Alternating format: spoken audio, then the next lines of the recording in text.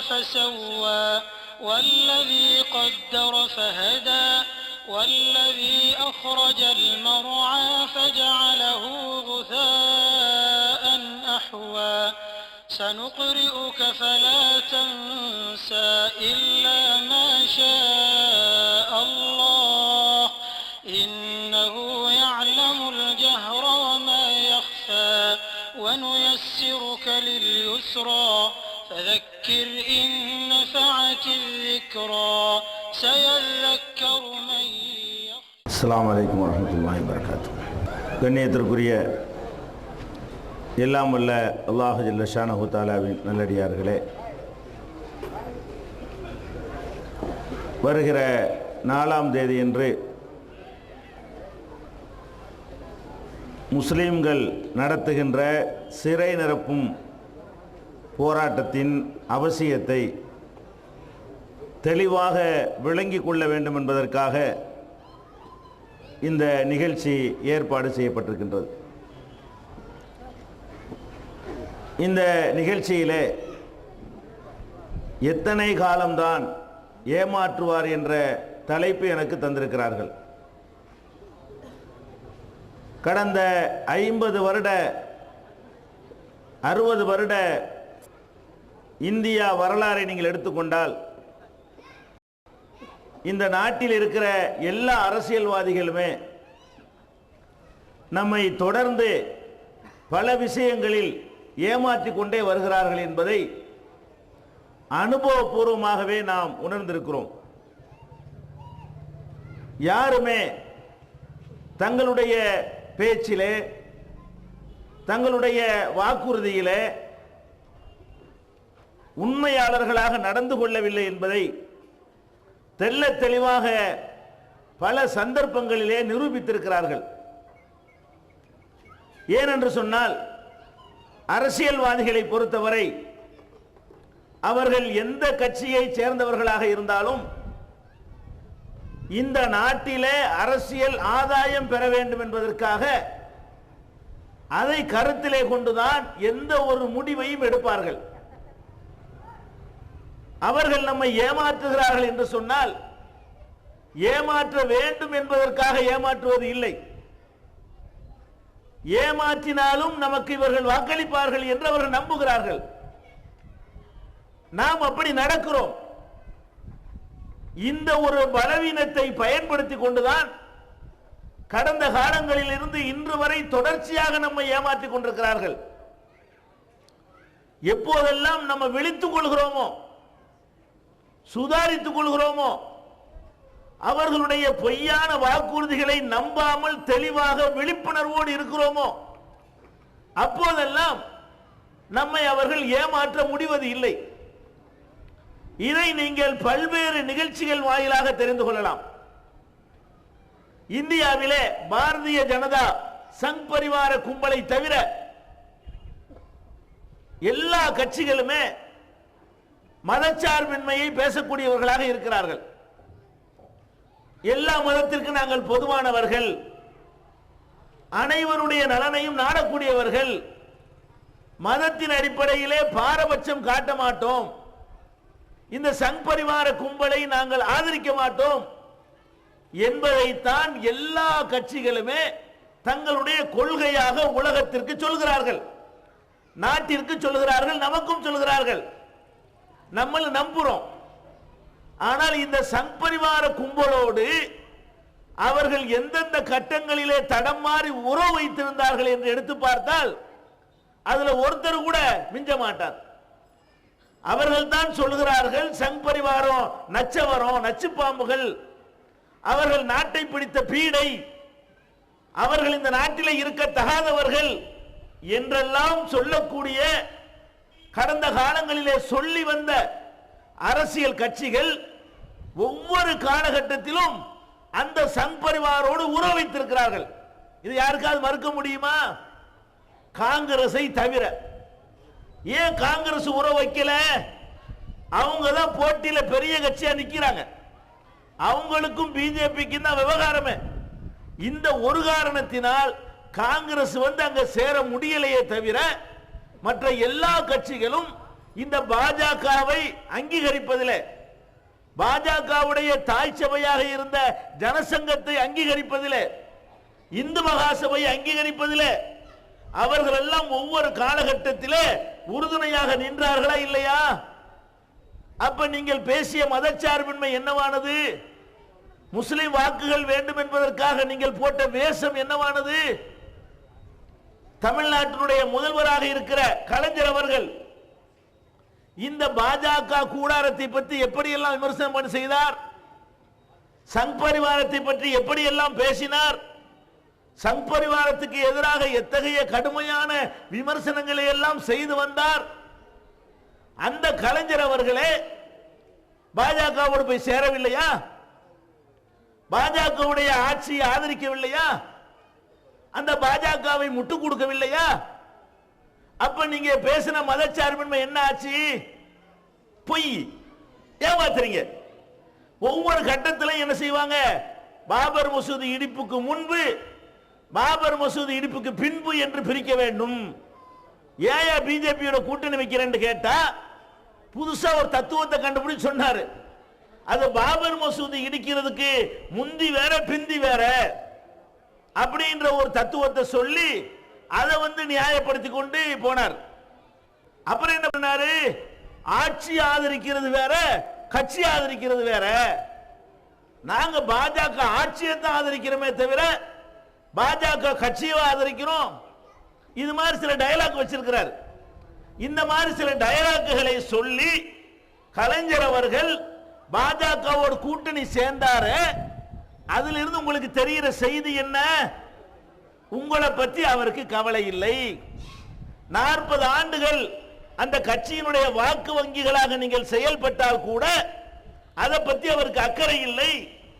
அவர் ஜெயிக்க வேண்டுமானால், அவர் ஆட்சியை தக்க வைத்துக் கொள்ள வேண்டுமானால் மேலே இருந்து கீழே வரைக்கும் நமக்கு ஒரு பொசிஷன் கிடைக்கும் என்று சொன்னால் நம்ம எதோடைய சேர்வோம் என்று கணக்கு போடுகிறார். உங்களை பற்றி அவருக்கு அக்கறை விளங்குதா? இப்ப ஏமாத்துறன்னு விளங்குதா? இந்த பாஜகவோடு கூட்டு சேருகிற வகையிலே கலைஞர் ஏமாத்தினாரா இல்லையா? ஏமாத்தினார். ஜெயலலிதா அவர் தான் முதல்ல இந்த பாஜகவோட கூட்டணி சேருவதை தமிழ்நாட்டுக்கு கத்துக் கொடுக்கிறார். தமிழ்நாட்டில் ஒரு தீண்டத்தகாத சக்தியாக வைத்திருந்தார்கள். தைரியமாக கொஞ்சம் கூட இந்த சமுதாயத்தினுடைய உணர்வுகளை மதிக்காமல், அதுவும் பள்ளிவாசலை இடித்த ஒரு மாபாவிகள், சிறுபான்மை மக்களுக்கு அச்சுறுத்தலாக இருக்கக்கூடியவர்கள், இவர்கள் இந்தியா முழுவதும் பல்லாயிரக்கணக்கான மக்களுடைய இரத்தங்களை குடித்த காட்டியடிகள் என்றெல்லாம் இனம் காணப்பட்ட அவர்களை அழைத்து வந்து இவர் கூட்டணி வைத்தாரா இல்லையா? அப்ப இவர் பேசிய முஸ்லிம் நண்பர்ங்கிற வாதம் என்ன ஆச்சு? நாங்க எல்லா மதங்களையும் ஒன்றாக பாவிக்கும்னு சொன்னாரு, அது என்ன ஆச்சு? மவுண்ட் ரோடு தர்காவுல முக்காடு போட்டுக்கிட்டு பாத்தியா ஓதுனாரு, அது என்ன ஆச்சு? நாகூர் தர்காவுக்கு போனாரு, அது என்ன ஆச்சு? இப்ப என்ன விளங்குது? நோம்பு கஞ்சி போய் குடிச்சாரு, அது என்ன ஆச்சு? இப்ப அதை குடிக்கிற நோம்பு கஞ்சிக்காக வேண்டிய அரிசி தருவோம்னு சொன்னாரு, அது என்ன ஆச்சு? அப்ப நடிக்கிறீங்க. ஒரு பக்கம் நீங்க நோம்பு கஞ்சிப்பீங்க, ஒரு பக்கம் தலையில முக்காட போடுவீங்க, இன்னொரு பக்கத்தில் பாஜக அழைச்சிக்கிட்டு விருந்து வைப்பீங்க. ஒண்ணுமில்லாத பாஜக தமிழ்நாடு பூரா கொடியேற்றி வச்சுக்கிட்டு 4 பேராவது இருக்கிறான்ல, அதுக்கு வழிவகுத்தது யாரு? ஜெயலலிதா. ஏமாத்தினாரா இல்லையா? கருணாநிதி 40 வருஷமாக நம்மளை ஏமாத்தி விட்டு பாஜக கொண்டாந்து உள்ள விட்டாரு, வளர்த்தாரு. வாஜ்பாய் அந்த அளவுக்கு கார்கில் ஹீரோன்னு சொல்லி பெரிய பெரிய கட் அவுட் சென்னை முழுசும் வச்சாரு. கார்கில் நாயகன் வாஜ்பாய் வச்சாரா இல்லையா? இந்த கார்கில் நாயகன் பட்டம் கொடுத்தது யாரு? இவர் தானே கொடுத்தாரு. அவரும் உங்களை ஏமாத்துறாரு. பொய். முஸ்லிம்களுக்கு சார்பாக நாங்க இருக்கிறோம் சொல்வது அவரும் பொய் தான் சொன்னாரு, ஜெயலலிதாவும் பொய் தான் சொன்னாரு. ஏமாத்திருக்காங்களா இல்லையா? இந்த கம்யூனிஸ்ட் கூட்டம் இருக்குது, இவங்க பாஜகவோட சேரலாமா? பாஜகவோட கூட்டணி வைக்கலாமா? நாங்க தான் சுத்தமான மதச்சார்பின்மை பேசக்கூடியவர்கள் என்று சொல்லக்கூடிய இந்த கம்யூனிஸ்டுகளால் தான், இவங்களுடைய தயவுல தான் 2 இடம் இருந்த பாஜக நாடாளுமன்றத்தில் 80க்கும் மேற்பட்ட இடங்களில் ஒரு கட்டத்தில் ஜெயிக்கிறது. விபி சிங்கோட சேர்ந்து கொண்டு இந்த கம்யூனிஸ்டுகளும் இன்ன பிற கட்சிகளும் சேர்ந்து கூட்டணி வைத்தார்களா இல்லையா? அப்ப இந்த கம்யூனிஸ்ட் பேசுனீங்களப்பா மதச்சார்பின்மை, பாஜகவுடைய வேற பேர் தானே ஜனசங்கம்ங்கிறது. ஜனதாங்கிறது என்ன? மொரார்ஜி தேசாயை கொண்டு நிப்பாட்டினது என்ன? அப்ப இவர்கள் வந்து நடிக்கிறார்கள். கம்யூனிஸ்டுகள்கிட்டையும் போலி மதச்சார்பின்மை, உங்களை பத்தி அவர்களுக்கு அக்கறை இல்லை. முஸ்லீம்களை நம்ம என்ன நினைப்பாங்க, அவங்களும் நமக்கு நிறைய வாக்களிக்கிறாங்களே, அவங்களும் நம்ம கட்சியில் நிறைய இருக்கிறாங்களே, நிறைய சப்போர்ட்டா இருக்கிறாங்களே, வாலி ஏந்தனா உண்டியல் ஏந்தனா அவங்க தானே ஜாஸ்தியா அள்ளி போடுறாங்க அப்படின்னு கணக்கு பண்ணி இருந்தா பாஜகவை இவர்கள் அங்கீகரித்திருப்பார்களா? அங்கீகரித்தார்களா இல்லையா? முலாயம் சிங் அங்கீகரித்தாரா இல்லையா? மாயாவதி அங்கீகரித்தாரா இல்லையா? மம்தா பானர்ஜி அங்கீகரித்தாரா இல்லையா? ராம்விலாஸ் பஸ்வான் அங்கீகரி, இவர்கள் யார்? நேற்று வரைக்கும் யார் இவரெல்லாம்? அவ்வளவு பேரு நாங்கள் மதவரியை எதிர்க்கக்கூடியவர் சொன்னாங்க.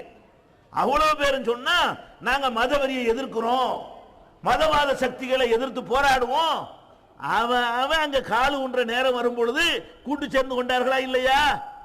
இந்த ராமதாசுக்கு மேலையா இந்த சங் பரிவார கும்பலை எதிர்த்ததுல இரண்டாவது பெரியார்னு சொல்ற அளவுக்கு எதிர்த்தவர். பெரியார் மறு அவதாரம் எடுத்து வந்துட்டார்னு பிரச்சாரம் பண்ணாங்க. பெரியார் போகவில்லை, ஒரிஜினல் பெரியார் மீண்டும் வந்து விட்டார் என்று சொல்லுகிற அளவுக்கு பெரியாருடைய அடிவரடியாக அவருடைய சீடராக தன்னை இனங்காட்டி கொண்டு உலா வந்தார் ராமதாஸ். அவர் பிஜேபியோட கூட்டணி வைக்கலையா? வைகோ வைக்கலையா? என்ன என்ன உங்களை பத்தி மதிப்பு வைத்திருக்கிறார்கள்? எப்படி கூட்டணி வச்சாவன்? அவனுக்கு ஜெயிக்கிறதுக்கு ஜெயலலிதாவோட கூட்டு சேர்ந்தால் ஜெயிக்க முடியும் என்றால் ஜெயலலிதா பிஜேபியோட சேர்ந்த காரணத்திற்காக ராமதாஸ் போய் சேர்ந்தாரு, வைகோவும் சேர்ந்தாரு, மதச்சார்பின்மை பேசிய அத்தனை பேரும் சேர்ந்தார்களா இல்லையா? அப்ப இந்த இடத்துல நீங்க உண்மையை விளங்கன்னு எல்லாருமே ஏமாத்துறான். நம்ம விஷயத்துல ஒருவனும் உண்மையாளர்களாக நடந்து கொண்டதே இல்லை. ஒரு அரசியல்வாதியாவது உங்களுக்கு சொன்ன வாக்குறுதியில உண்மையாளர்களாக நடந்தார்களா இல்லையா? ஒருத்தர் நடக்கவே கிடையாது. அவ்வளவு வேணாம், ஈழத்தமிழர்கள் எல்லாம் பாதிக்கப்படுறாங்க என்று சொல்லி பால் தாக்கரையை கூட்டிக்கிட்டு வந்து இங்க மாநாடு போட்டது யாரு? யாரு? இந்த டாக்டர் தான், மருத்துவர் ஐயா தான். என்ன பண்றாரு? பால் தாக்கரையை கொண்டு, இந்த பால் தாக்கரை பம்பாயில பல்லாயிரம் முஸ்லிம்களை ரத்த ஆறு ஓட்ட செஞ்சு தமிழர்களை கூட அங்கிருந்து விரட்டி அடித்து முன்னா நம்பர் தாதாவாகவும் ரவுடியாகவும் முஸ்லிம் விரோதியாகவும் பலம் வரக்கூடிய பால் தாக்கரையை இங்கே அழைத்து ஈழத்தமிழர் மாநாட்டுக்கு அழைத்தவர் யார்? ராமதாஸ் இல்லையா? அப்ப என்ன நமக்கு விளங்குது? எல்லாரும் ஏமாத்துகிறார்கள். முஸ்லீமுக்கு அவர்கள் நன்மை செய்கிறவர்களாக இருந்தால் இந்த பாஜக என்ற ஒரு தீய சக்தியோடு என்ன காரணத்திற்காகவும் சேராமல் இருக்கணுமா இல்லையா? சேர்ந்தார்கள், தொடர்ந்து சேர்ந்தார்கள். இன்றைக்கும் கூட மதச்சார்பின்மை பேசக்கூடியவர்கள் வடக்கே சேர்ந்திருக்கிறார்கள். ஆனால் சென்ற தேர்தலிலே நீங்கள் பார்த்தீர்கள், என்ன பார்த்தீர்கள்? தமிழகத்திலே பாஜக அனாதையாக விடப்பட்டதா இல்லையா? வடக்கே சேர்ந்தார்கள், எல்லா மாநிலத்திலும் சேர்ந்தார்கள். அவர் சந்திரபாபு நாயுடு சேர்ந்தார், எல்லா கட்சிக்காரர்களும் பாஜகவோடு கூட்டணி வைத்தார்கள். நிதிஷ்குமார் சேர்ந்தார், மாயாவதி சேர்ந்தார், எல்லாரும் சேர்ந்தார்கள். தமிழ்நாட்டில் சென்ற தேர்தல் என்னாச்சு? ஜெயலலிதாவும் சேரல, கருணாநிதியும் சேரல. பாரதிய ஜனதாவோட கூட்டணி வச்சாங்களா? வைக்கல. ஏன் வைக்கல? தமிழ்நாட்டில் தான் இதை ஒரு இஷ்யூவாக எடுத்துக்கொண்டு முஸ்லிம்கள் தங்கள் நிலையை தெளிவுபடுத்தினார்கள். நீ பாஜகவோட சேர்ந்தாலும் எனக்கு கவலை இல்லை என்று நாம் நடக்கவில்லை, நீ யாரோட சேர்ந்தாலும் கவலை இல்லை என்று நம்ம நடக்கவில்லை. ஜெயலலிதா பாஜகவோடு சேர்ந்த பொழுது ஒட்டுமொத்த முஸ்லிம்களும் எதிராக வாக்களித்து அந்த வாக்குப்பெட்டிகள் மூலமாக தங்கள் வெறுப்பை காட்டிய பிறகு ஜெயலலிதா பயப்படுகிறார். 40 வருஷ ஓட்டு வங்கியாக திகழ்ந்த முஸ்லிம்களை கருணாநிதியும் அந்த நேரத்தில் தான் இழந்தார்.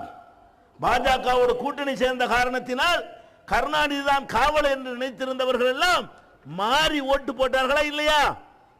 ஜெயலலிதாவுக்கும் போட்டாலும் போடுவோமே தவிர உனக்கு போட மாட்டோம்னு சொன்னார்களா இல்லையா? அந்த ஒரு நிலைமை ஏற்பட்ட பிறகு கருணாநிதி கணக்கு போடுறாரு, ஆஹா முஸ்லிம்கள் ஏமாற மாட்டார்கள், முடிஞ்சிருச்சு. அது ஒரு காலம். வட இந்திய முஸ்லிம்களை ஏமாத்தலாம், தமிழக முஸ்லிம்களை ஏமாத்த முடியாது. சேரலையில ரெண்டு பேரும் சேரலையா இல்லையா? ஜெயலலிதாவுக்கு ஒரு தேவை கூட இருந்தது, பலவீனமான கூட்டணி, சேர மறுத்து விட்டார். ஏன் மறுத்தாரு? சிறுபான்மை மக்கள் இந்த விஷயத்தில் நம்ம செஞ்சா ஏமாற தயாரா இல்ல. அப்ப எல்லாரும் ஏமாத்த நினைக்கிறாங்க. நீங்க தெளிவா இருக்கும் பொழுதெல்லாம் ஏமாற்றாம ஒதுங்கி கொள்றாங்க. நீங்க விழிப்பா இருப்பதை ஒரு தடவை காட்டிட்டீங்க, இரண்டாவது தடவை உங்களை ஏமாற்ற மாட்டார்கள், அந்த விஷயத்தில் ஏமாற்ற மாட்டார்கள். அப்ப நம்ம விழிப்போடு இருக்கிற காலங்களில் எல்லாம் அவர்களால் ஏமாற்றப்படாமல் தப்பித்துக் கொண்டு வருகிறோம். ஆனா எல்லாரும் ஏமாற்ற முயற்சி பண்ணி கொண்டுதான் இருக்கிறார்கள். இது சங் பரிவாரத்தினுடைய ஒரு உறவுங்கிறது ஒரு அளவுகோல் தானே. சங் பரிவாரத்தோட என்ன மாதிரி உறவு வைத்திருக்கிறார்கள் என்பது அவர்கள் நம்மளை ஏமாத்துறார்களா இல்லையா என்பதற்கு பெரிய அளவுகோல். அதே மாதிரி எந்த அளவுக்கு நம்மளை ஏமாற்றினார்கள், இந்த சங் பரிவார உறவு வைத்து ஏமாற்றினார்கள் என்பதற்கு உச்சகட்டமாக சொல்வதாக இருந்தால், இந்த குஜராத் நரேந்திர மோடி விஷயத்தில் ஜெயலலிதா நடந்து கொண்டதையும் மனக்கண் முன்னால் கொண்டு வாருங்கள், கருணாநிதி நடந்து கொண்டதையும் கொண்டு வாருங்கள். இதை பார்த்த பிறகு ஒரு முஸ்லிமாவது இவர்களை நம்ப இயலுமா ரெண்டு பேரையும் என்ற அளவுக்கு அவர் நடவடிக்கை இருந்தது. மோடி குஜராத்தில் முஸ்லிம்களை நரவேட்டையாடுகிறான், கொன்று குவிக்கிறான், பொய்யான ஒரு வதந்தியை பரப்பி முஸ்லிம்கள் ரயிலுக்கு தீ வைத்து விட்டார்கள் என்று பொய்யை பரப்பி, இப்ப பொய் என்று தெரியுது, எல்லாம் பானர்ஜி கமிஷன்ல எல்லாம் அக்குவர் ஆணிவர் அம்பலப்படுத்திட்டாரு. பொய்யான வதந்திகளை பரப்பி முஸ்லிம்களை மோடி கருவறுத்தார்ல. கருவறுக்கும் பொழுது நாடாளுமன்றத்தில் தீர்மானம் வருது. என்ன தீர்மானம்? மோடி அரசை கவிழ்க்கணும், கலைக்கணும். மத்திய அரசுக்கு அதிகாரம் இருக்குல்ல. மத்திய அரசாங்கம் நினைத்தால் மோடி அரசாங்கத்தை, எந்த மாநில அரசாங்கத்தையும் கலைக்கலாம். இந்த தமிழ்நாட்டிலேயே கருணாநிதி அரசாங்கம் கலைக்கப்பட்டிருக்கிறது, எம்ஜிஆர் அரசாங்கம் கலைக்கப்பட்டிருக்கிறது, ஜானகியுடைய அரசாங்கம் கலைக்கப்பட்டிருக்கிறது, ஆந்திராவிலே கலைக்கப்பட்டிருக்கிறது, ஊபியிலே கலைக்கப்பட்டிருக்கிறது, பாண்டிச்சேரியிலே கலைக்கப்பட்டிருக்கிறது. அந்த மாதிரி கலைக்கிற அதிகாரம் 356 அந்த செக்ஷன்ல போட்டு கலைக்கிற அதிகாரம் மத்திய அரசுக்கு உண்டு. அப்ப குஜராத்தில் ஆட்சியே நடக்கல, ஒரு பயங்கரமான மிருக வெறியாட்டம் நடக்கிறது. சிறுபான்மை மக்கள் திட்டமிட்டு கருவறுக்கப்படுகிறார்கள். ஆட்சியாளர்கள், போலீஸ், ராணுவத்தினுடைய உதவியோடு அனைத்தும் நடக்கிறது. இதுக்கு எதிராக தீர்மானம் வந்த பொழுது அந்த தீர்மானம் பார்லிமெண்ட்ல நிறைவேறி இருந்தால் அன்னைக்கே மோடி கலைக்கப்பட்டு அவன் குற்றவாளி கூண்டில் நிறுத்தப்பட்டிருப்பான். தடயங்களை அளித்திருக்க முடியாது, சாட்சிகளை மிரட்டியிருக்க முடியாது, கடுமையான முறையில் அவனுக்கு தண்டனை கிடைத்திருக்கும். மோடி அரசை கலைக்க கூடாது என்று பாராளுமன்றத்தில் வாக்களித்தது யார்? கருணாநிதி இல்லையா? கருணாநிதி கட்சியுடைய எம்பிக்கள் இல்லையா? அன்னைக்கு நாடாளுமன்றத்தில் ஒழுங்கா வாக்களித்து இருந்திருப்பார்களே. ஆனால் முஸ்லீம் நண்பராக இருந்தா என்ன செஞ்சு இருக்கணும்? முஸ்லீம்களுடைய பாதுகாவலராக நீங்கள் இருந்தால் எந்த பதவி ஒன்றும் எதிர்பார்க்காமல் உங்களுக்காக ஓடா தேய்கிறானே இந்த சமுதாயம், அவனுக்கு நீங்கள் நன்மை செய்பவராக இருந்தால் நீங்கள் என்ன கணக்கு போட்டிருக்கணும்? இந்த சமுதாயத்திற்கு இதன் மூலமாக நம்முடைய நன்றியை செலுத்துவோம் என்று கணக்கு போட்டிருக்கணுமா இல்லையா? மோடி ஆட்சியை கலைஞர் முட்டுக் கொடுத்தார். இவரு ஆட்சி கவிழ்க்கிற வாய்ப்பு கிடைக்கும் பொழுது பயன்படுத்த மறுத்தார், தவறினார். ஜெயலலிதா என்ன பண்றாரு? குஜராத்தில் கலவரம் நடக்கிறது, பற்றி எரிகிறது, முஸ்லிம்கள் கொன்று குவிக்கப்படுகிறார்கள். செய்தியாளர்கள் கேட்கிறாங்க, இதை பத்தி உங்க கருத்து என்ன? ஜெயலலிதா என்ன சொன்னார்? இதை பத்தி கேட்கிறீங்களே, இதுக்கு முந்தி நடந்ததை கேட்டீங்களான்னு சொல்றாரு. எதை? ரயில நம்ம தான் கொளுத்தணுமா? அப்ப முஸ்லிம்களுக்கு ஏதாவது நடந்தால் கேள்வி கேட்கிறீர்கள், முஸ்லிம்கள் எதையாவது செய்தால் பேசி இருக்கிறீர்களா என்று கேள்வி கேட்டவனை மடக்கி முஸ்லிம்கள் கருவறுக்கப்படுவதை நியாயப்படுத்தினாரா இல்லையா? அப்ப இவர் கொன்று குவித்துக் கொண்டிருக்கும் நியாயப்படுத்தினாரு. அவர் கொன்று குவித்த பிறகு அந்த மோடியை நீக்க வாய்ப்பு இருந்தும் அதை பயன்படுத்த தவறினாரா இல்லையா? இப்ப என்ன விளங்குது? யாரையாவது ஒரு முஸ்லிம் நம்பலாமா? திருக்குர்ஆன் தமிழாக்கம் பி ஜைனுல் ஆப்தீன். தேவைப்படும் வசனங்களுக்கான தெளிவான விளக்கங்கள், அரபு கலை சொற்களுக்கான விளக்கங்கள், எந்த தலைப்பை பற்றிய வசனத்தையும் மிக எளிதாக தேடியெடுக்கும் வகையிலான விரிவான பொருள் அட்டவணை. நபிகள் நாயகம் ஸல்லல்லாஹு அலைஹி வஸல்லம் காலம் முதல் இன்று வரை குர்ஆன் பாதுகாக்கப்பட்ட வரலாறு, குர்ஆன் இறைவனின் வார்த்தைகள் என்பதற்கான அடுக்கடுக்கான சான்றுகள், இத்துடன் அழகிய வடிவமைப்பு, உயர்தரமான பைண்டிங். விலை ரூபாய் 200 மட்டுமே. வெளியீடு Moon publication, number 3, post office தெரு, மண்ணடி, சென்னை 1. Phone number 65690810. அப்ப முஸ்லிம்களுக்கு ஏதாவது நடந்தால் கேள்வி கேட்கிறீர்கள், முஸ்லிம்கள் எதையாவது செய்தால் பேசி இருக்கிறீர்களா என்று கேள்வி கேட்டவனை மடக்கி முஸ்லிம்கள் கருவறுக்கப்படுவதை நியாயப்படுத்தினாரா இல்லையா? அப்ப இவர் கொன்று குவித்துக் கொண்டிருக்கும் நியாயப்படுத்தினாரு. அவர் கொன்று குவித்த பிறகு அந்த மோடியை நீக்க வாய்ப்பு இருந்தும் அதை பயன்படுத்த தவறினாரா இல்லையா? இப்ப என்ன விளங்குது? யாரையாவது ஒரு முஸ்லிம் நம்பலாமா? அரசியல்வாதிகளை நம்பினால் நம்ம ஒழுங்கா நம்பிக்கைக்கு தகுந்த மாதிரி நடப்பார்களா? சங் பரிவாரத்தினுடைய கொள்கையையும் சங் பரிவாரத்தினுடைய சிந்தனையையும் இந்த நாட்டில் இருக்கிற எல்லா அரசியல்வாதிகளும், முஸ்லிம்களை ஏமாற்றி கொண்டிருக்கிற எல்லா அரசியல்வாதிகளும் ஒவ்வொரு கட்டத்திலே வெளிப்படுத்தினார்களா இல்லையா? அவர்களே சங் பரிவாரமாக மாறி நின்றார்களா இல்லையா? நம்ம கூட்டணி வைக்கிறத பத்தி முதல் சொன்ன, இப்ப சொல்றேன், அவர்களே சங் பரிவாரத்தின் பிரதிநிதிகளாக நின்று உங்களுக்கு எதிராக நடந்து கொண்டார்களா இல்லையா? எம்ஜிஆருடைய ஆட்சி காலம், அந்த காலத்திலே மீனாட்சிபுரம் என்ற கிராமத்திலே தலித் மக்கள், தென்காசிக்கு அருகில் உள்ள மீனாட்சிபுரத்திலே தலித் மக்கள் நிறைந்து வாழ்கிற அந்த கிராமத்திலே உள்ளவர்கள் எல்லாம் ஒட்டுமொத்தமாக 95% மக்கள் இஸ்லாத்தை தழுவுகிறார்கள். சமத்துவத்தை நாடி, சகோதரத்துவத்தை நாடி ரஹமத் நகர் என்று அந்த ஊர் மாற்றப்படுகிறது. எம்ஜிஆர் முதல்வர் அவர் என்ன செய்தார்? இந்த சம்பவத்திற்கு பிறகு மீனாட்சிபுரத்திற்கு ஒட்டுமொத்த தமிழ்நாடு அரசாங்கத்தினுடைய நிர்வாகத்தை அனுப்புகிறார். தாய் மதம் திரும்புங்கள் என்று கேட்கிறார். மதச்சார்பற்ற ஒரு மாநிலத்தின் முதலமைச்சர் விரும்பிய மதத்தை விரும்பியவர்கள் பின்பற்றலாம், அதை யாரும் தடுக்க முடியாது. மத மாற்றத்தில் அரசுக்கு எந்த வேலையும் கிடையாது. முஸ்லிம் விரும்பினால் இன்னொரு மதத்துக்கு போகலாம், அது அவனுடைய விருப்பம், அதை ஒரு அரசாங்கம் கேட்க முடியாது.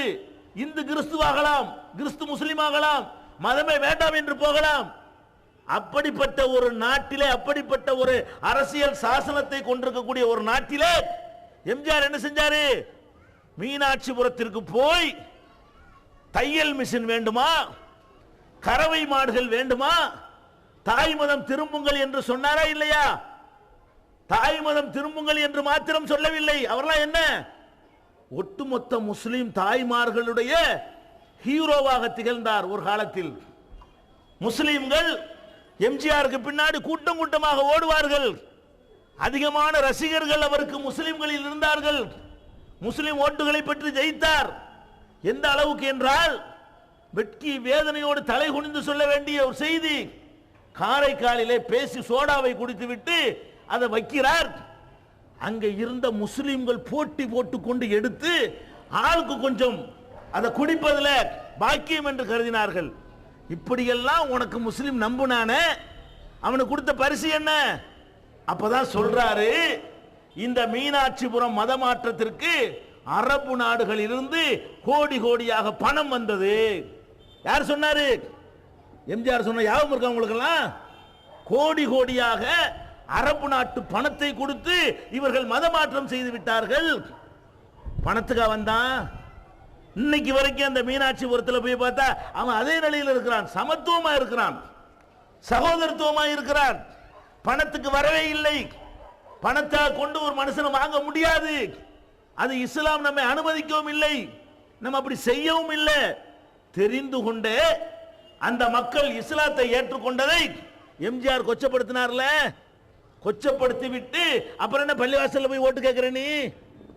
அப்புறம் எப்படி முஸ்லிம்கள்ட்ட நீ வர்ற? அது மாத்திரம் இல்ல, இன்னும் சொல்ல போனால் இந்த ராமகோபாலன் தறி கட்டுற மலையெல்லாம் தரக்குறைவா பேசுனது இப்ப கிடையாது. பழைய பேச்சுக்கள்லாம் உங்களுக்கு தெரியாது. இன்னைக்கு வாய்ப்பூட்டு பூட்டி ஒழுங்கா அடக்க ஒடுக்கமா பேசிட்டு இருக்கிறாரு.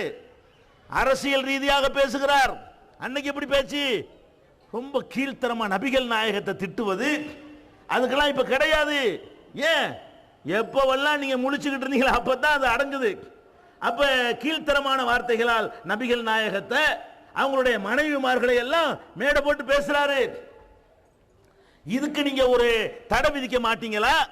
இந்த இந்து முன்னணியை ஒரு கட்டுக்குள்ள வைக்க மாட்டீங்களா என்று செய்தியாளர்கள் எம்ஜிஆர் கேட்கும் பொழுது இப்படி பேசிக்கிட்டு இருக்கிற ராமகோபாலன் இப்ப பேசுற மாதிரி பேசல, அப்ப வேற மாதிரி பேசிக் கொண்டிருந்தார். இப்ப அரசாங்கத்தை எடுத்து பேசுறார். முஸ்லீமுக்கு அதை கொடுக்காத இதை கொடுக்காதங்கிறார். அது நம்ம கண்டுக்கிற தேவையே இல்லை. அவருக்கு உரிமை இருக்குது. நம்ம கேட்கிற உரிமை இருக்கிற மாதிரி நம்ம மதத்தை பேசாம கவர்மெண்டோட சண்டை போடு, சட்டம் ஒழுங்கு பிரச்சனை வராது. ஆனால் ஏற்கனவே எப்படி பேசுவாரு? இஸ்லாம் மார்க்கத்தை, நபிகள் நாயகத்தை, நபி தோழர்களை அவங்களை எல்லாம் கீழ்த்தரமா பேசிக் கொண்டிருந்த நேரத்தில் எம்ஜிஆர் பதில் சொல்றார், முஸ்லிம்களுக்கு முஸ்லீம் லீக் இருக்கலாம் என்றால் இந்துக்களுக்கு இந்து முன்னணி இருப்பதில் என்ன தவறு? யார் சொன்னா? முஸ்லீம் தொப்பி போட்டுக்கிட்டு வேஷம் போட்டிருக்கிற எம்ஜிஆர் சொன்னாரு இந்த வார்த்தையை. இல்ல நினைவு இருக்கா உங்களுக்கு? அதே நேரத்தில் ஓட்டு கேட்பதற்கு மட்டும் முஸ்லீம்கள் இருக்கிற தொகுதியா பார்த்து தேர்ந்தெடுத்து நிற்பார். முஸ்லீம்களும் ஓட்டு போடுவார்கள். ஆனால் இஸ்லாத்துக்கு எதிராக யுத்தம் தொடுக்கிறவனை தூக்கி பிடித்து ஊர் ஊரா பேசுவதற்கு, திட்டுவதற்கு, தரக்குறைவா விமர்சிப்பதற்கு அனுமதி கொடுத்தவர் யார்? எம்ஜிஆர். விளங்கி போச்சா? இவரே சங் பரிவாரமா இருந்தாரா? அதான் சங் பரிவாரத்தோட கூட்டு சேர்றதை பத்தி பேசுனீங்களே, இதான சங் பரிவார். முஸ்லீம் லீக் இந்து முன்னணி ஒன்னா? அவன் இந்துக்களை பத்தி பேசுறானா? இந்து சமயத்தை பேசுறானா? இந்து பெரியவர்களை பத்தி பேசுவானா? இந்து மதத்தை பத்தி பேசுவானா? இந்துக்களுக்கு அதை கொடுக்காத இதை கொடுக்கான்னு பேசுவானா? அவனை கொண்டு ஒப்பிட்டு காட்டி இது ஒன்னா? ராமகோபாலன் முஸ்லீம் லீக் ஒரே மாதிரி பேசுறாங்களா? முஸ்லீமை நாட்டில் இருக்கக்கூடாதுங்கிறான் அவன். முஸ்லீம் லீக் இந்துக்கள் இருக்கக்கூடாதுன்னு சொன்னாங்களா?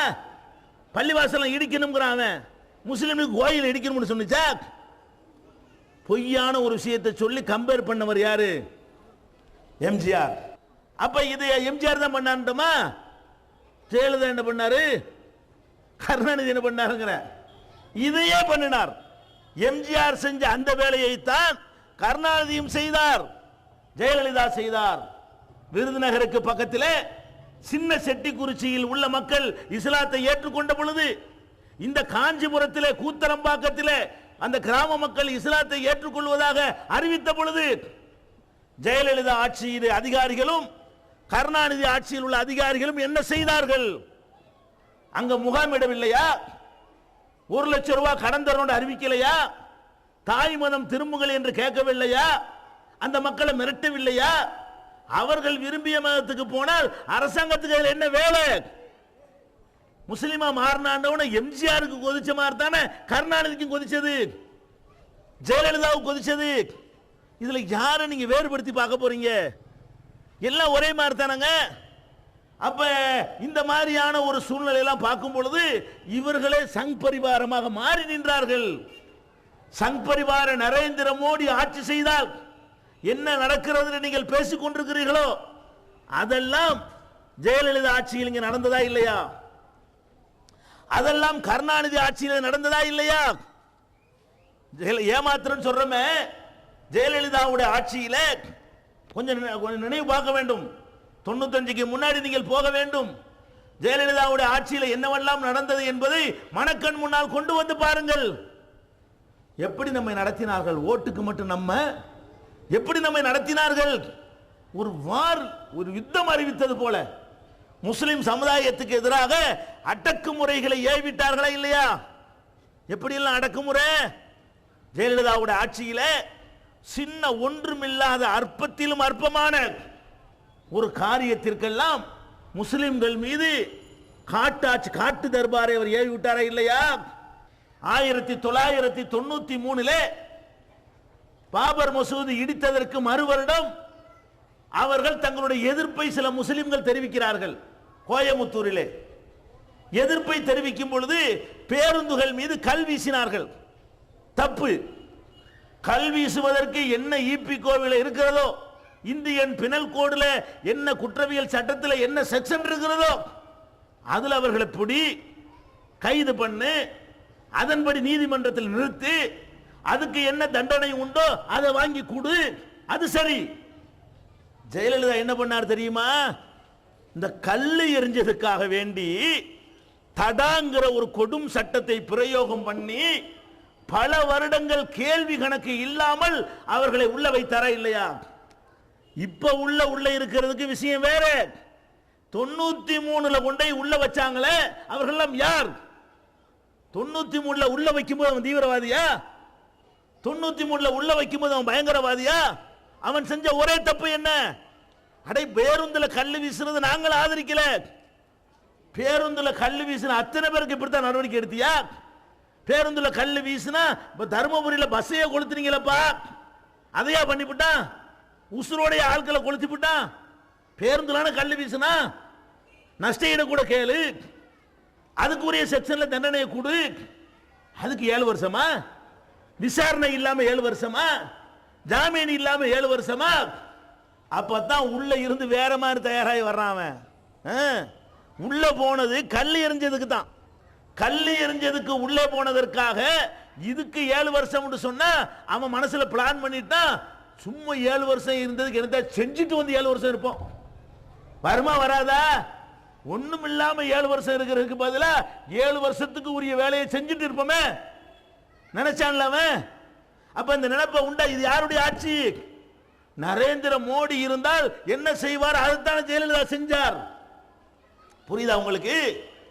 அதே 93ல 93 94 மேலப்பாளையத்தில் இதே மாதிரி டிசம்பர் 6க்காக வேண்டி போராட்டம் நடத்துகிறார்கள். போராட்டம் நடத்தினா இதே மாதிரி கல்ல விட்டு எறியினா, அதுக்கு துப்பாக்கி சூடு நடத்தி 2 பேர் காலியானாங்களா இல்லையா? இதுக்கு துப்பாக்கி சூடா? ஆனா போராட்டத்தை கல் வீசினா தடி எடுத்தா ஓடி போறான். நின்று அனுப்பிடிச்சு ஏத்திட்டு போய் உள்ள விடு. அதை செய்வியா? அதை விட்டு என்ன பண்ணாங்க? அதுக்கு 2 பேரை கொலை பண்ணாங்களா? அந்த போலீஸ் துப்பாக்கி ஆர்டர் பண்ணாங்களா? அப்ப முஸ்லிம் உயிர்கள் என்ன? ராஜகோபாலன் ஒருத்தர் கொல்லப்படுறார் மதுரையில்.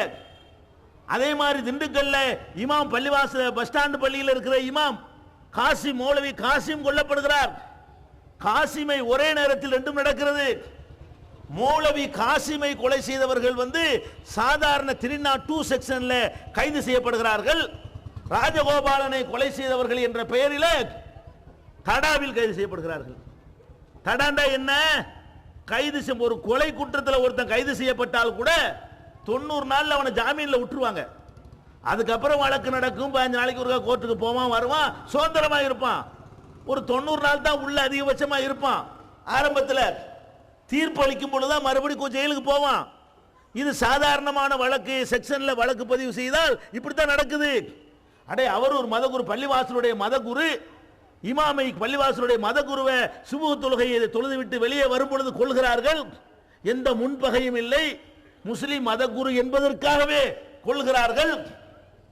என்னாவது? ராஜகோபாலன் என்பவர் கொலை செய்யப்பட்டால் அதுக்கு தடா, மௌலவி காசிம் கொல்லப்பட்டால் அது சாதாரண செக்ஷனா? அதை செஞ்சவன் 3 மாசத்துல வெளியே வந்து நின்றுட்டு ஆட்டம் போடுறான். இதை செஞ்சதாக குற்றம் சுமத்தப்பட்டவன் என்ன பண்றான்? இன்னமும் வரல, இன்னமும் உள்ள இருந்து கொண்டிருக்கிறான். இது யார் செஞ்ச வேலை? இதான் நீங்க முஸ்லிம்களுக்கு செய்யற நன்மையா? எல்லாரும் ஏமாத்துறீங்கன்னு விளங்குதா? இப்ப அது ஏன்பா முஸ்லிம்டா மட்டும் சட்டம் வித்தியாசமா மாறுது? சமமா நடத்துங்க. தடா போடணுமா? எவன் கொலை செஞ்சாலும் தடான்னு போடு, நாங்க ஏத்துக்கிறோம். இதை விட கடும் தண்டனை கூட கொடு, நாங்க ஏத்துக்கிறோம். பாரபட்சம் கூடுமா? பாரபட்சமா நடக்கலாமா? அப்ப இந்த மாதிரியான ஒரு வேலை ஜெயலலிதாவுடைய ஆட்சியில் நடந்ததா இல்லையா? இப்படி ஜெயலலிதா ஆட்சியில் இருந்து பார்த்தா கூட, இன்னும் சொல்ல போனால் பாக்கர் மேல தடா போட்டார்களே, என்ன தப்பு செஞ்சாரு? அவர் கொலையாளியா? பாக்கர் என்ன பண்ணார் தெரியுமா? ராஜா ஹுசேன்கிறவர் வந்தாராம், அவருக்கு டிக்கெட் எடுத்து கொடுத்து அனுப்பினாராம். அதுக்காக வேண்டி பாக்கருக்கு தடா. ராஜா ஹுசேன் யாரு? அந்த கொலையாளி ராஜகோபாலன் கொலையில் அவர் ஒரு குற்றவாளி. அவருக்கு டிக்கெட் எடுத்து கொடுத்தாருன்னு சொல்லி போட்டு ராஜா ஹுசேனுக்கு தடாண்டாங்க, பாக்கருக்கும் தடான்னு சொல்லிவிட்டாங்க. யாரு? தமிழ்நாட்டில் உள்ள சிபிசிஐடி போலீசார். அப்புறம் இதுக்கு எதிராக முதல்ல நம்ம களத்தில் இறங்கி போராட்டம் பண்றோம். சிபிஐக்கு வழக்கு மாற்றப்படுது. அவன் கண்டுபிடிக்கிறான் ராஜா ஹுசேன், 2 ராஜா ஹுசேன் இருக்கிறாங்க. இதுல உள்ள ராஜா ஹுசேன் வேற இவர் ராமநாடு ராஜா ஹுசேன், இவருக்கு சம்பந்தம் இல்ல. இவருக்கு சம்பந்தம் இல்லைன்னா இவருக்கு டிக்கெட் எடுத்து கொடுக்கறது எப்படி சம்பந்தம் இருக்கு அப்படின்னு சொன்னதுனாலதான் ராமநாடு ராஜா ஹுசேன் பாக்குற வெளியே இல்லாட்டி உள்ள இருப்பாங்க. சிபிஐக்கு போனுச்சேன்னு தெரியல, அவன் கண்டுபிடிச்ச 2 ராஜா ஹுசேன் இருக்கிறான். ராமநாடு ராஜா ஹுசேனுக்கு சம்பந்தம் இல்ல, பாக்கரை சேர்த்தது தப்பு. 2யுமே கேஸ்ல இருந்து எடுத்ததுனால பாக்கர் வரல. அப்ப நான் என்ன கேட்கிறேன், இதைத்தானப்பா மோடி செஞ்சாரு, இதைத்தான நரேந்திர மோடி செஞ்சாரு. இது செஞ்ச ஜெயலலிதா நம்மளை ஏமாத்தலையாப்ப? தேர்தல் நேரத்தில் நம்மளை ஏமாத்துறதுக்கு தானே இந்த வேலையெல்லாம், நோம்பு கொஞ்சம் அரிசிங்கிற ஏமாத்துறது தானப்ப, பாத்தியா ஏமாத்துறது தானே, முஸ்லீம் ஊர்ல போய் முஸ்லீம் சம்பந்த மாதிரி பேசுறது ஏமாத்துறது தானே, காயல்பட்டினம் போனா முஸ்லீம் தகுந்த மாதிரி பிரச்சாரம் பண்ணது ஏமாத்துறது தானப்ப. இது இவர் பண்ணிட்டாரா? நம்மாளு முஸ்லிம் நண்பர் என்னாச்சு? கருணாநிதி மாத்திரம் நரேந்திர மோடியுடைய வாரிசாக பல சந்தர்ப்பத்தில் நடக்கலையா? எதுக்கு நான் இதெல்லாம் சொல்றேன்? ஒரு முக்கியமான ஒரு அடிப்படைக்காக நான் சொல்றேன். நரேந்திர மோடியாகவே கருணாநிதி நடந்தாரா இல்லையா? கோயமுத்தூர்ல 19 முஸ்லிம்கள் கொல்லப்படுறாங்க. கொலை செஞ்சது யாரு? யார் கொலை செஞ்சா? கலவரத்திலையா? போலீசாருடைய துப்பாக்கி சூட்டில் கொல்லப்படுகிறார்கள் 19 முஸ்லிம்கள். அப்போ ஒரு செல்வராஜுங்கிற ஒரு போலீஸ்காரரை கொலை பண்ணிட்டாங்கன்னா, கொலை செஞ்சவனை புடி, அவனை என்ன வேண்டாலும் பண்ணு, அவனுக்குரிய தண்டனையை கொடு. அவன் கொலை செஞ்சாங்கிறதுக்காண்டி சமுதாயத்தை அழிப்பீங்களா? ஒட்டுமொத்த சமுதாயத்தின் சொத்துக்கள்லாம் சூறையாடப்படுது.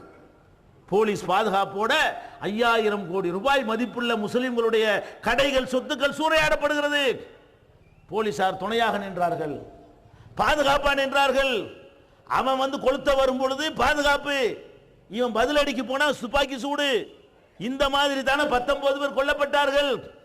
இந்த 19 பேர் கொல்லப்பட்டு 19 ஜனாசாக்களுக்கு பிறகு கருணாநிதி சொல்கிறார், சட்டசபையில் சொல்கிறார், போலீசார் ஒண்ணுமே செய்யல. என்ன செஞ்சாங்க? கருப்பு பேட்ஜ் தான் அணிந்தார்கள். கருப்பு பேட்ஜ் அணிந்தா குண்டுகள் எப்படி நெஞ்சில பாஞ்சிச்சு, மண்டையில் எப்படி குண்டு பாஞ்சிச்சு? பிரேத பரிசோதனை ரிப்போர்ட்டுகள்ல துப்பாக்கி குண்டுகளால் தான் செத்தார்னு சொல்லப்பட, அந்த குண்டுக்கு சொந்தக்காரன் யாரு? அந்த குண்டு எங்க இருந்து வந்தது? எந்த புல்லட்டிலிருந்து, எந்த துப்பாக்கியிலிருந்து அது பாய்ந்தது? கருணாநிதி சொன்னாரா இல்லையாங்க? அது மாத்திரம் இல்ல, பற்றி எரிகிறது கோயமுத்தூர். ஒரு ஆறுதல் சொல்ல போனாரா? தஞ்சாவூர்ல அதே காலகட்டத்தில் தஞ்சாவூர்ல ஒரு யாகசாலையில், அங்க ஒரு பெரிய கோயில் இருக்கு பாருங்க, ராஜராஜ சோழன் கட்டிய பெரிய கோயில் மாங்கள, அந்த பெரிய கோயிலில் உள்ள ஒரு யாகசாலையில் தீ விபத்து ஏற்பட்டு அதுல சில பேர் இறந்துடுறாங்க. உடனே மனைவியை அழைத்து கொண்டு அங்க போனார். எங்க போனாரு? இந்த தீ விபத்துக்கு அரசாங்கம் சம்பந்தம் இல்லை, யாகத்தில் இறந்த எல்லாருக்கும் 2 லட்சம்னு சொன்னார். கோயமுத்தூர்ல இறந்தாங்களே, அங்க போகவும் இல்லை, இங்க இருந்துகிட்டு இறந்த ஒரு குடும்பத்துக்கு 50,000 ரூபாய். அந்த இடத்தை போய் ஆறுதல் சொன்னாரா? பாதிக்கப்பட்ட வீடுகளை போய் பார்த்தாரா? அந்த குடும்பங்களை சந்தித்தாரா? சந்திக்கல. அதுக்கப்புறம் ஒரு வேலையாக போகிறார்.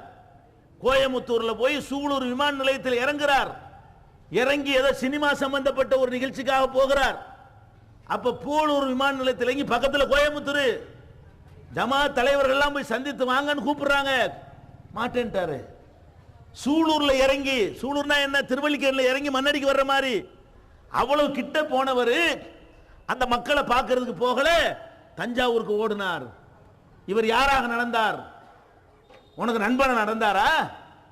எப்படி நீ அரசியல்வாதி, எப்படி நீ நம்புற சிறுபான்மை பிரிவை மாறியப்ப எப்படி? அப்ப இவ்வளவு பெரிய கொடுமை நிகழ்ந்ததா இல்லையா? அவ்வளவு வேண்டாம். பாஜகவுடைய தலைவர்கள் எல்லாம் கருணாநிதியை சந்திச்சு கோயமுத்தூர் விஷயத்தை பற்றி விசாரிக்க வேண்டும் என்று வருகிறார்கள். இலக்கணேசன் தலைமையில் கருணாநிதி சந்திக்கிறார். எப்படி சந்திக்கிறார்? டிஜிபி சர்மாவை வைத்துக் கொண்டு சந்திக்கிறார், பல அதிகாரிகளை வைத்துக் கொண்டு சந்திக்கிறார், உளவுத்துறை அதிகாரிகளை வைத்துக் கொண்டு நாங்கள் கரெக்டா நடவடிக்கை எடுத்துக்கொண்டு விளக்கம் கொடுத்தாரா இல்லையா? முஸ்லிம் ஜமாத்தார்களை சந்திக்க மறுத்த கருணாநிதி பிஜேபி காரர்கள் சந்திக்க வரும் பொழுது அதிகாரிகளை வைத்து விளக்கம் கொடுத்தாரு. இது யார் செஞ்ச வேலை? அவ்வளவு வேண்டாம். இந்த பெஸ்ட் பேக்கரி வழக்கிலிருந்து அனைத்திலையும் குற்றவாளிகளை தப்ப வைத்து மறைத்து சாட்சிகளை பல்டி அடிக்க வச்சு இவ்வளவு வேலை செஞ்சார மோடி. அதே மாதிரி கருணாநிதி அவர்கள் கோகுலகிருஷ்ணன் கமிஷனை அமைத்து அந்த கமிஷன் மூலமாக எந்த தப்பும் அரசாங்கம் செய்யலைங்கிற மாதிரி பூசிமொழி அறிக்கை வாங்கினாரா இல்லையா? அந்த கமிஷன் அறிக்கைக்கு பிறகு என்ன? நிதி உதவி செய்யறதுக்கு மட்டும்தான் அவர் ஒழுங்கு அறிக்கை பண்ணாரே தவிர கோகுலகிருஷ்ணன் அப்படியே முழு பூசணிக்காயை சோத்துல மறைக்கிற மாதிரி கருணாநிதி விரும்பக்கூடிய வகையில் இந்த 19 பேரும் தானா சுட்டுக்கிட்டு செத்துட்டாங்கிற மாதிரி அறிக்கையை கொடுத்தாரா இல்லையா? இதைத்தானப்பா மோடியும் செய்வாரு. நீ வந்து என்ன எங்களை பாதுகாத்துட்ட, நீ வந்ததுனால எங்களுக்கு என்ன ஏற்பட்டுச்சு? ஒண்ணுமில்ல. நீ இருந்தாலும் எங்களுக்கு ஒண்ணுதான், ஜெயலலிதா இருந்தாலும் ஒண்ணுதான், மோடியே தமிழ்நாட்டு முதல்வராக இருந்தாலும் ஒண்ணுதாங்கிற மாதிரி தான் நடந்துச்சு. கோவையில் குண்டு வெடிச்சதாக தமிழ்நாடு பூரா எங்களை அல்லல, வீடு விடா சோதனை பண்ணல, தெருவில் நடமாட விடாம ஆக்கல, ஒரு டிசம்பர் 6 இருந்தாலும் ஜனவரி 29 இருந்தாலும் எங்களை பிடிச்சு உள்ள தள்ளல, பொய் வழக்கு போடல, எல்லாம் பண்ணீங்களே. இது எதுக்கு? இப்ப இது மோடிக்கு இதுக்கு என்ன வேறுபாடு? ஆனால் எப்ப இதெல்லாம் செஞ்சாங்க? நீங்க தூங்கிக்கிட்டு பேசாம இருக்கிற வரைக்கும் செஞ்சாங்க. இன்னைக்கு ஏன் செய்யல? இன்னைக்கு அந்த அடக்குமுறையை காணோம். ஏன் 4 வருஷமாக இல்லை இந்த அடக்குமுறை? ஜெயலலிதாவுடைய அந்த ஆட்சியிலையும் இல்லையே, இப்ப வந்த கருணாநிதி ஆட்சியிலையும் அந்த அடக்குமுறையை காணலையே. ஏன் காணல? முதல்வர் வீட்டு முற்றுகை என்று சொன்னதற்காக வேண்டி எத்தனை 1000 பேரை 80,000 பேரை உள்ள முடிச்சு போட்டார கருணாநிதி. இன்னைக்கு ஏன் பண்ண முடியல? போடும் பொழுதெல்லாம் வீரியமா நின்றோம். நல்லா விளைக்கிறங்க. ஏன் போட முடியல? ஒருக்கா போட்டு பார்த்தாரு, 2வது போட்டு பார்த்தாரு, போட்டவனை சரணாகதி அடைவோமா, காலில் விழுவோமா, எங்களை விட்டுருவோன்னு சொல்லுவோமான்னு எதிர்பார்த்தாரு. நம்ம யாரும் சொல்லவில்லை, தைரியமா நின்றோம். இரும்பு கரங்கொண்டு ஒடுக்குவோண்டாரு. ஒடுக்கிக்க, சுடத்தானே செய்வேன், சுடு. சாவுறதுக்கு தயாரான கூட்டம் இது. பயப்பட மாட்டோம் என்று நிமிர்ந்து நின்றோமா? எல்லா போராட்டங்களையும் ஜெயிலுக்கு பயப்படாம நின்றோமா? அப்ப கஷ்டமா இருந்துச்சு. இப்ப சிறை நிரப்பும் போராட்டம் அறிவித்து மேடை போட்டு பேசுறோம். அன்னைக்கு சிறை நிரப்பும் போராட்டம் அறிவித்தா மேடை விட்டு இறங்கும் போதே கைது பண்ண ரெடியா நிப்பார்களா இல்லையா? இருந்தார்களா இல்லையா? ஒரு டிசம்பர் 6 நிம்மதியா நீங்க தூங்கி இருப்பீங்களா? அன்னைக்கு 4 வருஷமா தூங்குறீங்களே. போராட்டம் பண்ணுகிறோம், தூங்கவும் செய்யறமையே. அவர்கள் எப்ப உங்களை ஏமாற்றுவார்கள் என்றால், எப்ப உங்களை நசுக்குவார்கள் என்று சொன்னால், எப்ப நீங்க அடங்குறீங்களோ, எப்ப ஒடுங்குறீங்களோ, அவங்களுடைய அடக்குமுறைகளை எப்ப நீங்க புரிஞ்சு கொள்ளாம இருக்கிறீங்களோ, அதுக்கு பிறகு ஓட்ட கொண்ட எப்ப குத்துவீங்களோ, அப்பவெல்லாம் தான் உங்களை மிதிப்பார்கள். இன்னைக்கு இல்லையே. இந்த 2 வருஷத்துல, கலைஞருடைய இந்த 1.5 வருஷத்துல பொய் வழக்குன்னு சொல்ல முடியுமா நமக்கு? இல்ல. ஜெயலலிதாவுடைய கடந்த 5 வருஷத்துல, அதுக்கு முந்தைய அக்கிரமம் பண்ணார, கடந்த 5 வருஷத்துல பொய் வழக்குன்னு சொல்ல இயலுமா? 1-2 விரல் விட்டு எண்ணக்கூடியது இருந்தது. மீடியா வேல்ட் வழங்கும் புதிய தலைப்புகள், சகோதரர் PJ ஆற்றிய உரைகள், சத்தியம் குர்ஆன் ஹதீஸ், அசத்தியம் கிருஷ்ணாம்பேட்டை, நாங்கள் சொல்வது குர்ஆன் ஹதீஸ் வழியில் துளசேந்திரபுரம், இதுதான் இஸ்லாம் என்பது ஓரிரை கொள்கையே பாடி, இஸ்லாத்தில் நுழைந்த வரதட்சணையும் அதனால் ஏற்பட்ட விபரீதமும் பெரியப்பட்டினம், தூதர் காட்டிய வழி மதுரை, ஏகத்துவமும் தூதுத்துவமும் மும்பை, அழிவை நோக்கி மும்பை, முஸ்லிம்கள் மத்தியில் நுழைந்த தீமைகள் மும்பை, இஸ்லாம் கூறும் சமுதாய பணிகள் வந்தவாசி, ஈமானில் உறுதி வேண்டும், அல்லாஹ்வின் பாதையில் செலவிடுங்கள், முஸ்லிம்களின் தனியிட ஒதுக்கீட்டின் நிலை மூர்த்தரு, மறுமை வெற்றிக்கு என்ன வழி, மறுமை வாழ்வே இம்மையின் லட்சியம் லால்பேட்டை, TNTJ-யின் அரும்பணிகள் கோபிச்செட்டிப்பாளையம், இஸ்லாம் ஒரு இனிய மார்க்கம் மதுரை 2006 மற்றும் முத்துப்பேட்டை, இஸ்லாம் ஒரு எளிய மார்க்கம் யாசர்பாடி, PJ-யின் கேள்வி நேரம் சிதம்பரம் மற்றும் பெங்களூர். சகோதரர் அல்தாஃபி ஆற்றிய உரைகள், இஸ்லாமும் நகைச்சுவையும், இஸ்லாம் கூறும் நிர்வாகம் துபாய், முஸ்லிம்கள் முன்னேறாதது ஏன் கடலூர், இஸ்லாத்தின் பார்வையில் தலாக் பாபநாசம், இஸ்லாம் கூறும் அறிவியல் உண்மைகள் அம்பத்தூர் மற்றும் மார்க்க அறிஞர்கள் உரையாற்றிய 1000க்கும் மேற்பட்ட தலைப்புகள் கிடைக்கும் இடம் மீடியா வேல்ட், 81 அங்கப்பநாயக்கன் தெரு, மண்ணடி, சென்னை 1. Cell number 9443600006 9380459819.